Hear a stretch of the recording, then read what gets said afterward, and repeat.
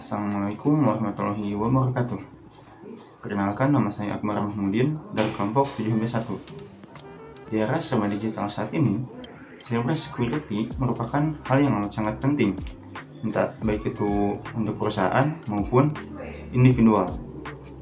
Lantas, apa itu cyber security? Cyber security berasal dari bahasa Inggris, cyber dan security. Cyber berarti dunia maya atau dunia internet, atau bisa juga teknologi informasi. Sedangkan security berarti keamanan. Secara sederhana, cyber security berarti keamanan siber atau keamanan di dunia maya. Maka dapat kita simpulkan bahwa cyber security adalah sistem yang bertujuan untuk melindungi informasi sistem dari malfungsi, serangan cyber atau cyber attack, atau segala aktivitas kejahatan cyber atau cyber crime.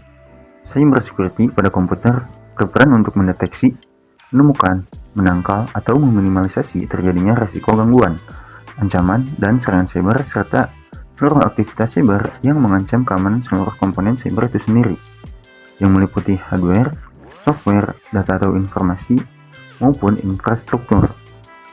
Ada beberapa elemen penting yang sangat dibutuhkan, terutama untuk memastikan cyber security pada sebuah komputer sudah benar-benar aman. Beberapa elemen tersebut diantaranya 1. Application security, 2. Information security, 3. Network security, 4. Disaster recovery atau business continuity planning, 5. Operational security, dan terakhir ada end user education. Terdapat beberapa ancaman pada cyber security. Pertama, malware.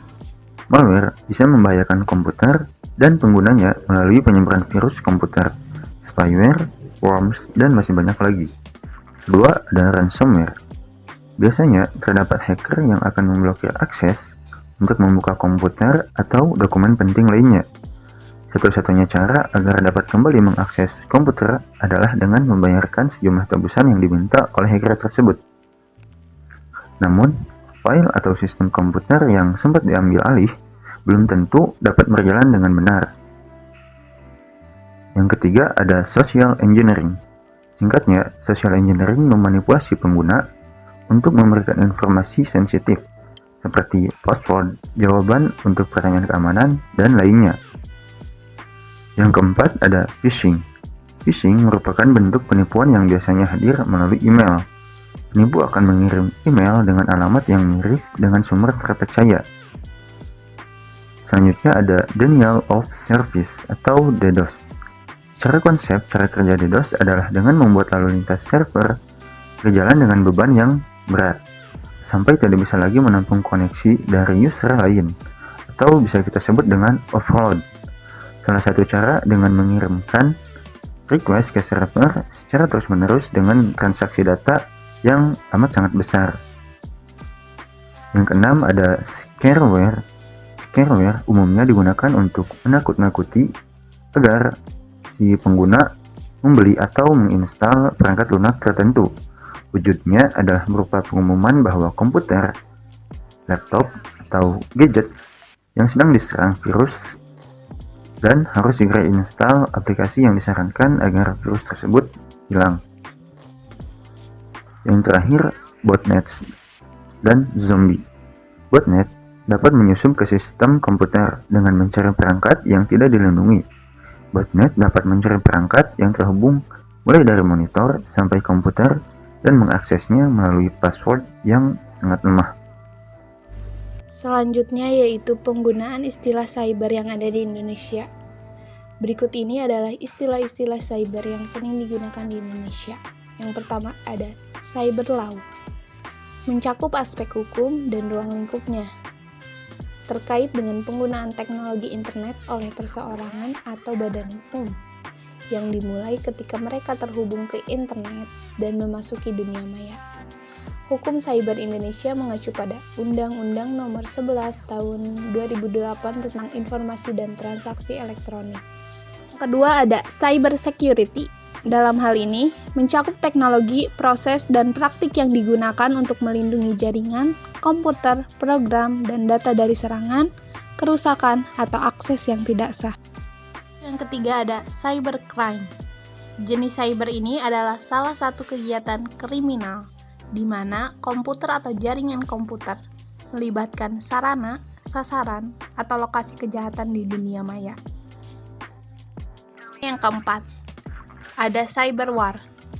Jenis cyber ini adalah perang yang terjadi di dunia internet atau virtual.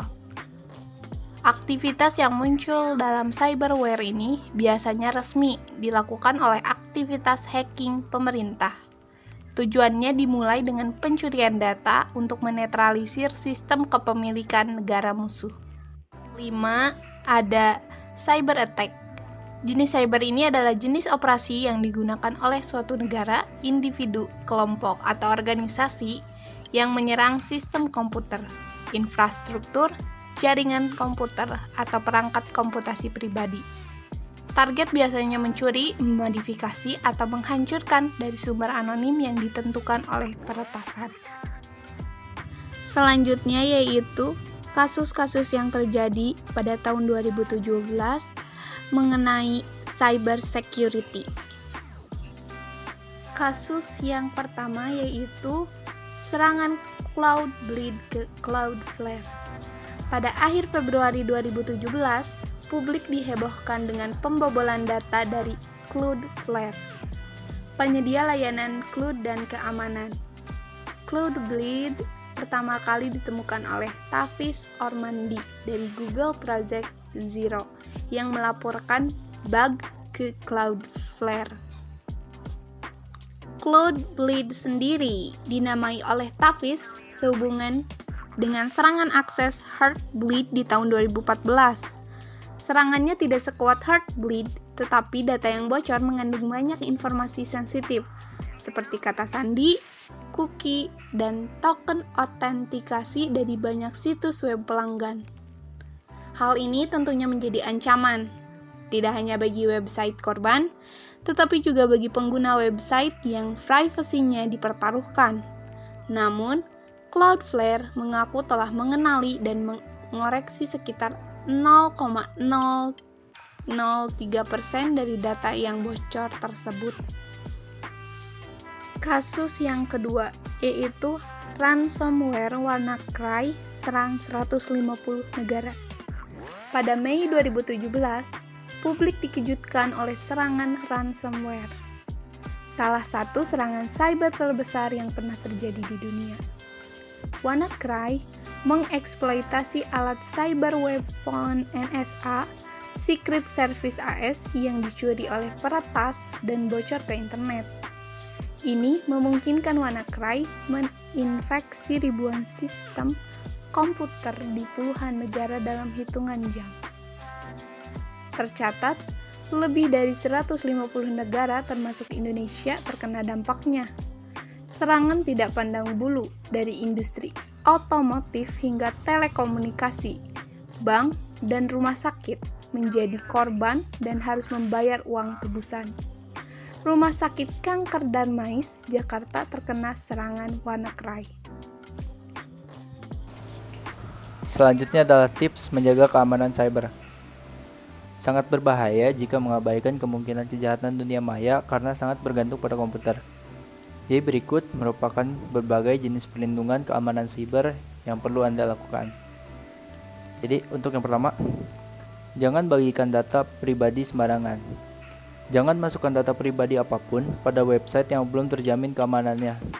Cara termudah untuk melihat keamanan tersebut terletak pada sertifikat SSL-nya yang dapat dilihat pada URL website. Website yang aman memiliki URL awal HTTPS. Sementara yang tidak aman tidak memiliki huruf S pada URL akhirannya. Lalu untuk yang kedua, yaitu gunakan VPN. VPN adalah sebuah layanan koneksi yang memungkinkan pengguna untuk mengunjungi sebuah website dengan aman dan private. Yang ketiga, matikan jaringan Wi-Fi atau Bluetooth ketika tidak digunakan. Hacker menyusup melalui jaringan, tidak hanya jaringan internet yang bersifat publik, bahkan pada jaringan Wi-Fi atau Bluetooth yang terus-menerus menyala bisa disusupi oleh hacker. Yang keempat, gunakan jawaban pertanyaan keamanan palsu.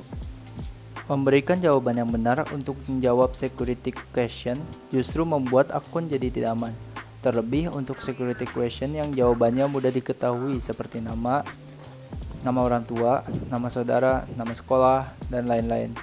Hal tersebut dikarenakan hadirnya website white page seperti website kependudukan yang dapat mencari tahu nama, nomor telepon, alamat, dan lain-lain. Lalu yang kelima, gunakan password yang kompleks. Penggunaan password numerik atau pola yang terlalu gampang memungkinkan untuk para hacker membobolnya dengan sangat mudah. Jadi gunakanlah campuran seperti angka, huruf kapital, maupun simbol unik agar mengurangi resiko terkena serangan hacker dengan mudah. Dan yang terakhir, yaitu jangan gunakan password yang sama untuk semua akun. Setelah membuat password yang kompleks, perlu diperhatikan agar tidak menggunakan password yang sama untuk semua akun. Hal tersebut dikarenakan saat hacker berhasil mendapat satu password, maka seluruh akun yang menggunakan password tersebut dapat dipastikan telah tercuri. Mungkin sekian penjelasan dari kelompok kami, kurang lebihnya mohon maaf. Assalamualaikum warahmatullahi wabarakatuh.